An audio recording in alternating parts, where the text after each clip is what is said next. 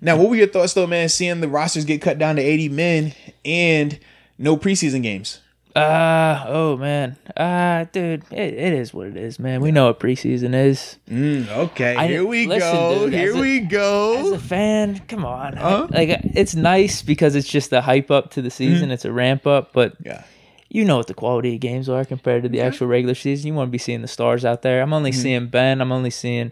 I think last year was only Juju and Connor and Ben in that week 3, and years past it was the same thing with Bell and AB. It was just that week 3 game they would come out there and play for a quarter or two. Dude, outside of that, it's like, it's nice, you know, someone gives me a preseason ticket and maybe I got a date, I want to take her down to the game or something. But other than that... You can take her to the preseason game, not the regular season? You cheap dog. Wow. I'm not buying a preseason ticket, first off. Oh, so you want to go on a date with me? I'm taking to the preseason. No, week 4 preseason. No, what you do is you work around it. You work around it. You go out to eat beforehand. You go out for drinks after, something like that. It's not. I guess it would be the main show, but at the same time, you're doing other things around it. So, dude, I mean, it's whatever, man. It's not something I'm really upset over, to be honest with you, and I don't think it's that surprising. It's kind of whatever to me. That is funny. The 90 to 80 roster, I probably have the same feeling, to be honest with you. It's whatever, man. I can dig that. So for me, man, I look at it from the player standpoint. It sucks if you're a bubble guy. It sucks if you're trying to earn a spot. It sucks if you're drafted in round 5 through undrafted, because your evaluation period is over. You talk about guys like a Matt Filer, who he said, I mean, he was starting at right tackle last season. He's probably going to be starting at left guard this year. He doesn't make the roster without a preseason. You talk about a guy like Ramon Foster, who started for the Steelers for what, 11 years. He doesn't make the roster without a preseason. I definitely don't make the roster without a preseason, man. How much of it is preseason versus the training camp and the practices and all that stuff, though? For a fact, game over that any day. Really? Yes, because this is why. You talk about a guy like Ben, you talk about a guy like L. Bell, AB, Juju, right? Doing practice, so you only have 2.5 hours of practice, and that includes individual, that includes your warm-up, stretch, everything that's going on, right? Don't you have more time during training camp, though? No. 2.5 hour practice. Hours, absolutely. What else are you doing? You studying and doing all that other type of stuff? Okay. So on the field, you only have 2.5 hours, so you do not have a lot of time. So that's why you traditionally see, if you come to like a training camp practice, you'll see them say they're working on first down, second down plays a day. All right, this day is going to be working on 2-minute offense. This day they're working on situational third down plays, because you do not have a lot of time. But this is the issue with that. During practice, your starters get the majority of the reps. So if you're an established guy, if you're the Big Bens and all these other guys, that's why during OTAs and training camp, they take the lion's share of practice reps. But when the games come about, they don't play in the preseason game, because that's the opportunity for the young guys to get out there and get there to show what they can do. Because if you're in practice, you want to make sure your guys are getting ready for the season. Your starters, they're getting ready for the season. I'm not worried about you winning a preseason game. I need you to be ready for when we open up versus whoever it is. But with that being said, that means the young guys, the rookies, or the new additions to the team, they're not getting a lot of those reps. They might see, I mean, in a day, it's been times in training camp where a player might have saw 10 snaps total. 10 snaps total. That's not a lot of football. And you're talking about evaluating that guy. You ask a guy like Vince Williams, you ask a guy like Terrence Garvin, who played in Pittsburgh for 5 years, I want to say.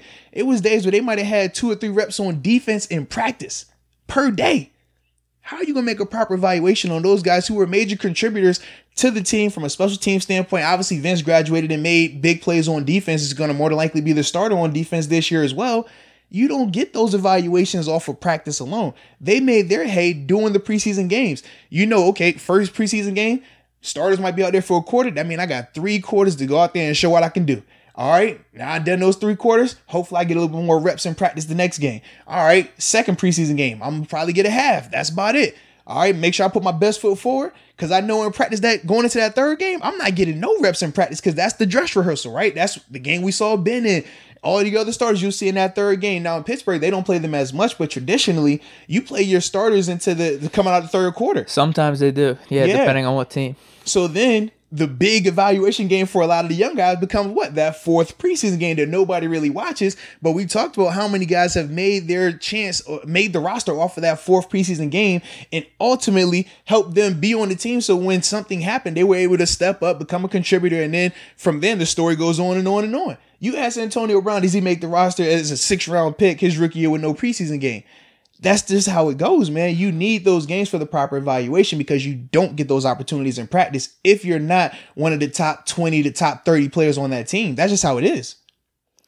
It's interesting because I was listening to this one interview. I think the Herd was interviewing Jimmy Johnson, and he was coming.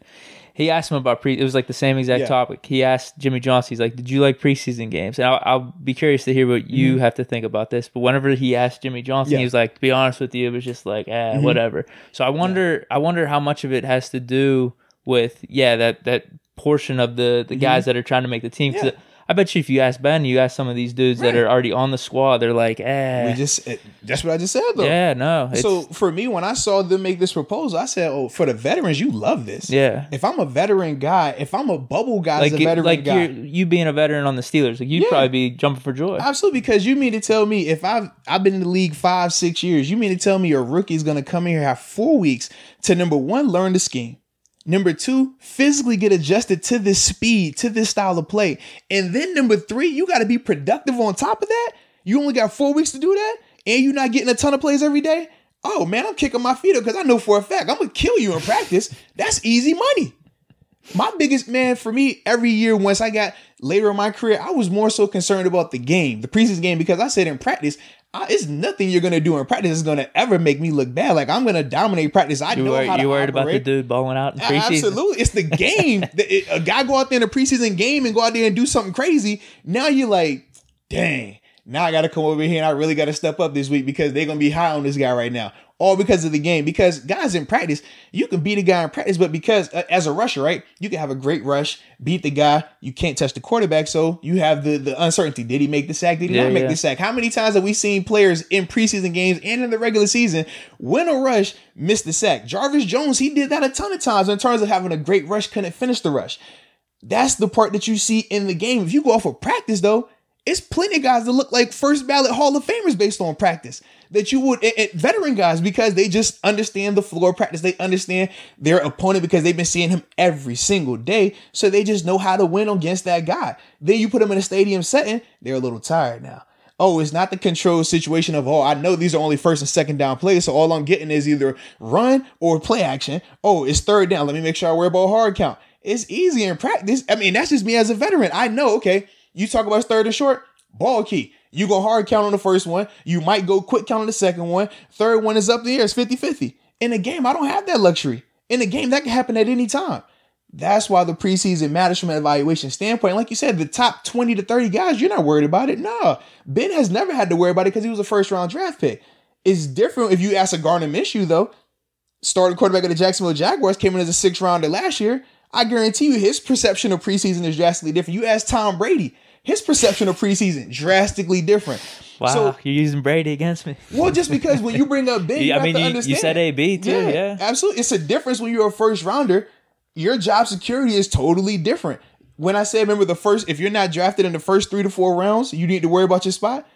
If you're drafted in the first 1 to 4 rounds, you're good in this situation because just by your draft status alone, the team is going to make sure that they accommodate you. You're going to make sure you get every single opportunity.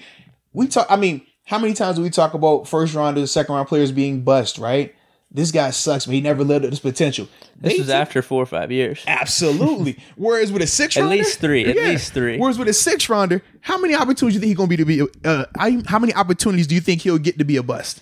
Not too many. He go out there and stink it up. You got to ball out. So actually, I'm reading in between the lines here, and what you're saying is you have that it factor. You came through clutch your rookie year. Well, no. For me, man, it was more so the preseason games ultimately got me up. It got me the opportunity. You balled out when it counted. Absolutely. I'm giving you props. But that's the thing, though. No preseason game. If it was just based on my practice tape, man, I'm cut 30 times. Really? Absolutely. Because in practice, they're going to put you in very difficult situations. They're going to put you in situations that aren't even realistic at times.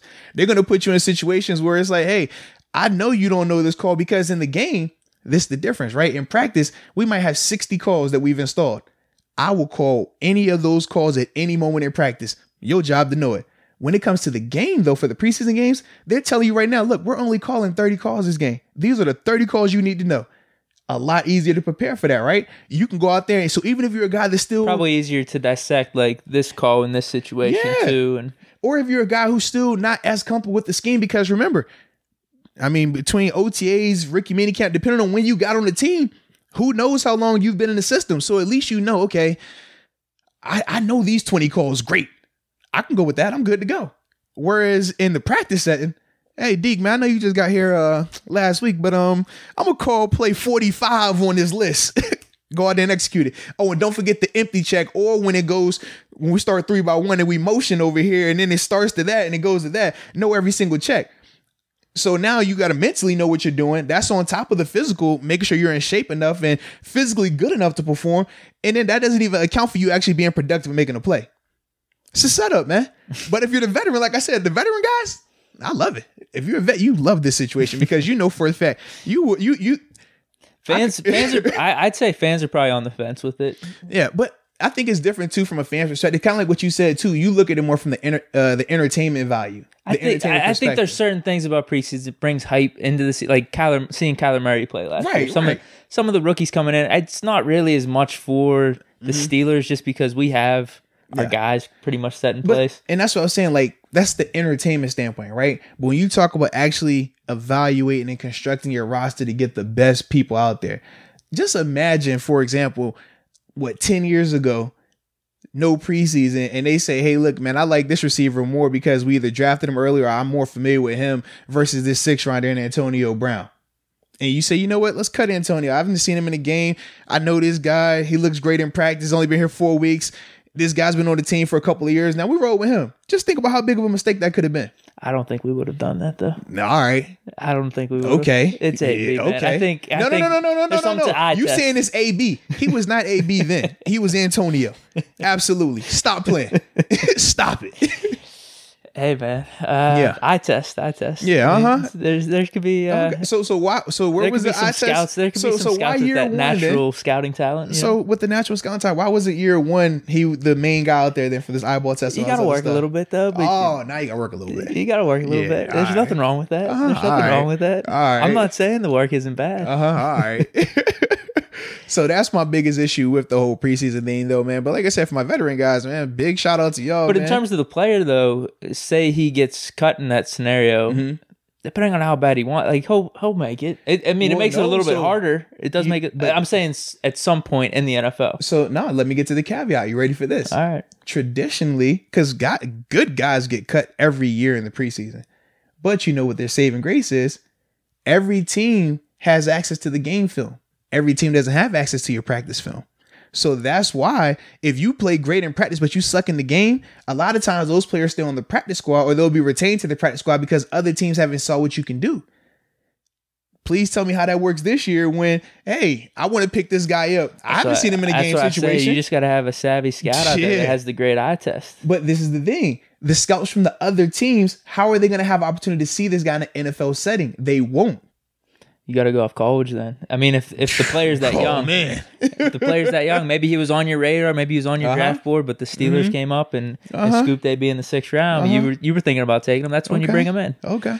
It sounds good. It sounds good. It does sound good. I'm completely not trying to knock what you're saying at all. I'm really not. I guess I'm just bringing up this funny scenario. No, it's all love, man. I mean, if it's AB or if it's Brady, even if they do get cut somehow, they're gonna find a way. Like the greats will find a way somehow. I understand what you. No, it doesn't have to be a great. I think about a guy, Vrabel. Vrabel got cut in Miami, he got cut in Pittsburgh, and then ultimately he went to New England. Harrison. Absolutely, it happens. But their saving grace was they had game tape out there from the preseason games. It definitely does make it a little bit harder. Yeah. But you're hoping that this scenario is only lasting a year. Well, yeah, fingers crossed. But you know how you rolling, man. Mr. No Mask boy, man. Wild boy. So it's all love, man. It might go on to next year.